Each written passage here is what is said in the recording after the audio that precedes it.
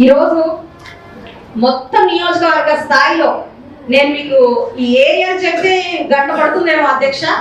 Bala Prasad colony, Shashank Goyal colony, వికలాంగుల colony, Kodandaramaiah Nagar, Ramaiah Nagar, Dokka road, main road, PS Nagar, Sagara colony, Rajat colony, Arundelpet, first 13th 15th line, Mahaboob Nagar, Chaitanya Nagar, Bhavanipuram, new jute mill colony, Ramireddy Nagar, Vedangini Nagar, Kondaiah Nagar, Bharatpet coastal colony, Seethamma colony, Venkataramana colony, Santosh Nagar, Venugopal Nagar, bank colony, housing code colony, Nallakunta, Hanumaiah Nagar, Peer Thota, Shanti Nagar, Soubhagya Nagar, Chaitanyapuri, Mutyala Reddy Nagar, Rajendra Nagar area, garden centre, traffic signal, Gujjanagundla, SC colony, district register office area. ఇది మరీ బాధాకరం అధ్యక్ష. ఇక్కడ అన్ని సముదాయాలు ఈ division లో ఉన్న ప్రాంతంలో స్ట్రీట్ లైట్ వెలగవు అధ్యక్ష.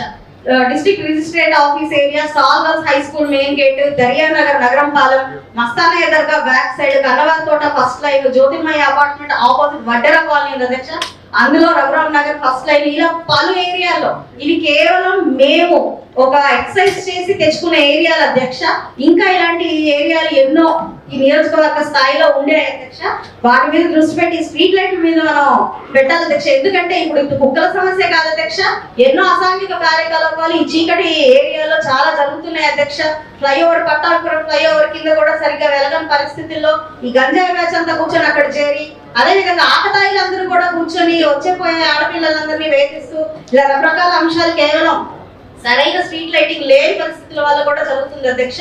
అండ్ కొన్ని ప్రాంతాల్లో చాలా దాని ఫోకస్ వాట్స్ ఎక్కువ బల్బ్స్ ఉండాల్సిన ప్లేసెస్ లో చాలా చిన్న లైట్ లో నామమాత్రం చేత పెడుతున్నారు. దానివల్ల ఉపయోగం లేదని మీ దృష్టికి తీసుకొస్తున్నాను అధ్యక్ష.